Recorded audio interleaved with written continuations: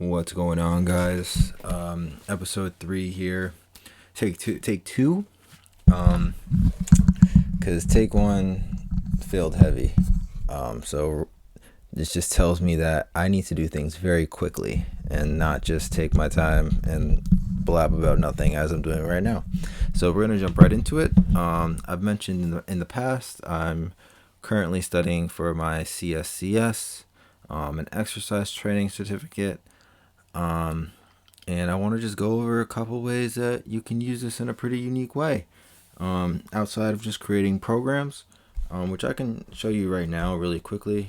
Create a Olympic weightlifting program for 4 weeks, 4 times a week.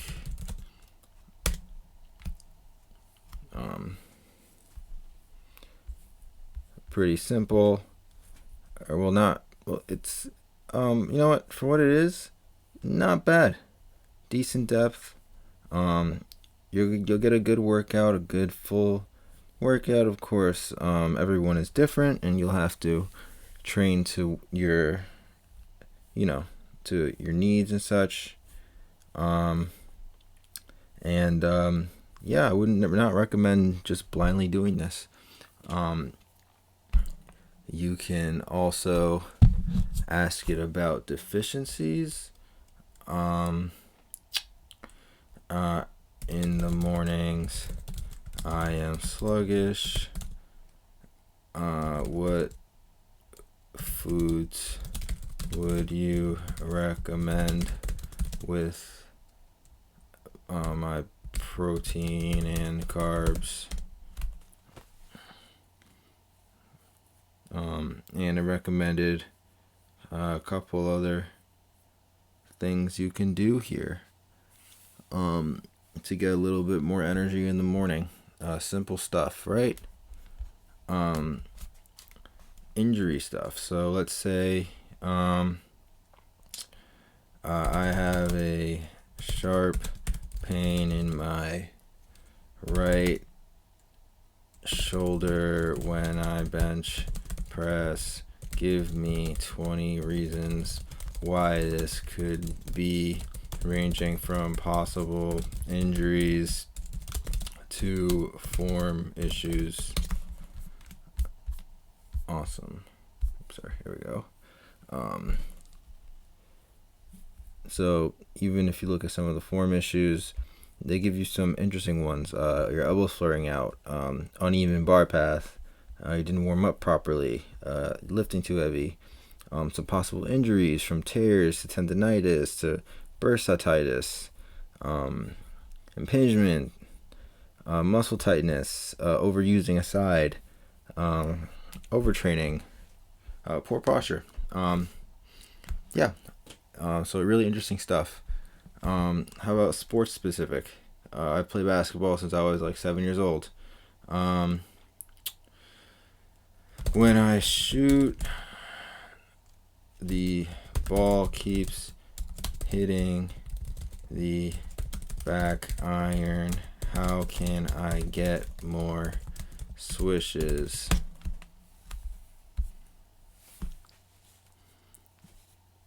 And then it looks at possible reasons, right? Or possible things you can do to change that.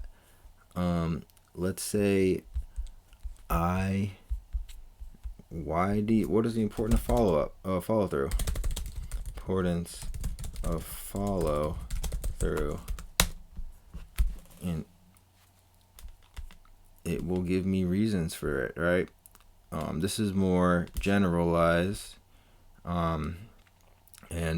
Like I mentioned, golf and tennis and baseball. I'll ask it, okay, I mean specifically for basketball. And it talks about various things, various reasons why follow through is important. I didn't really have great coaches when I was younger. And there aren't many coaches that are going to be able to blurt all that out. So to have something like this that you can make it as thorough as you need it to be, is I think pretty essential.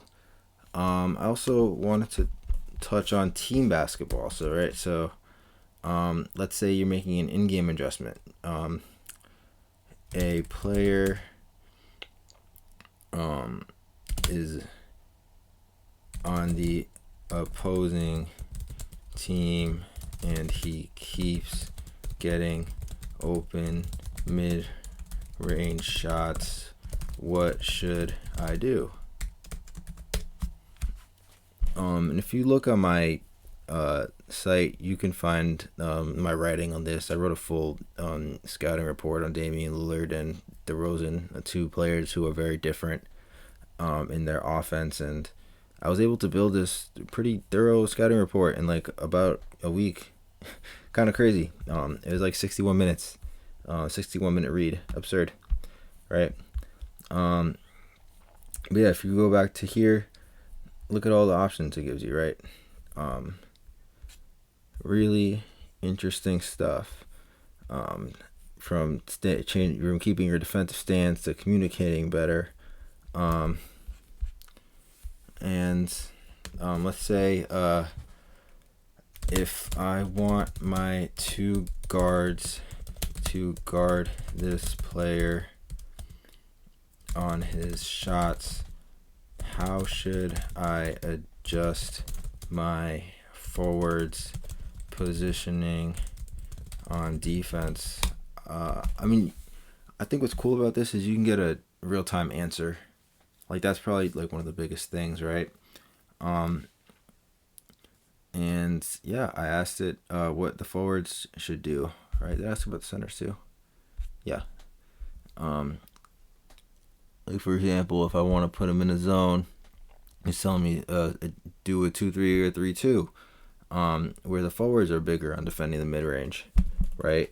And the guards are more focused on the perimeter, where they can kind of get out on offense, or telling them to box out more. You might have them double team the guy, or you might put them more in passing lanes, position them in a way where they can defend the pass if you have a guy who's getting doubled, shooting middies, right? Hey, just for shits and giggles, what about a player like KD who can just rise over and shoot over guys but can also keep his dribble? I mean, I don't think anyone has an answer for him. If GPT, hey, look, this is like kind of similar to what a coach does, right? Having him close out really quickly, or the guy gets like like 5 defenders a game on him half the time, right? They put a bigger guy on him, trying to force him to the weak side, press him all the way up and down. Don't double team all the time. Use it sparingly. Get him be physical. And yeah, I mean, it's really cool stuff, honestly. Let's see. Okay, how about what are some? What are some team defensive drills that you can do by yourself? Oftentimes, young players don't have the opportunity to be around 9 other guys, or 4 other guys to play defense, right? Practice defense. I'm sorry. And you have to be creative. Use visualization and your imagination. And you know, it sees you kind of doing things. This is setting any player up to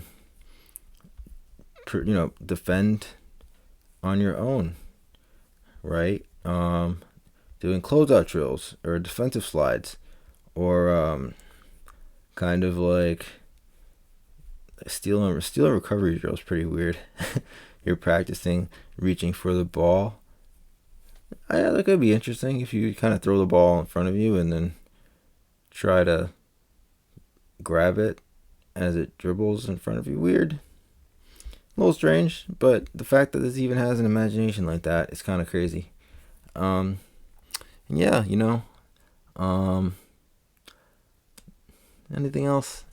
I think that's it for now. I think you guys kind of see the point if you made it this far. But this is really cool stuff. I think that there's an opportunity for coaches to use this. I know there's a limit on the amount of technology coaches are allowed to use on the sideline, depending on the league and the age group. But yeah, I just wanted to make a video on this. Check out my Instagram page. I post a lot of things like this, and I have my scouting report on my Medium page. So definitely check it out. Like I said, this is really cool implications. And not just for team basketball, not just for like individual practice, but team basketball and any sport. So thanks for checking this out. Look out for episode 4. At this time, I don't think 2 is up right now, so I'm probably gonna post this in like a day or two. And yeah, so thanks guys, peace out. Be good.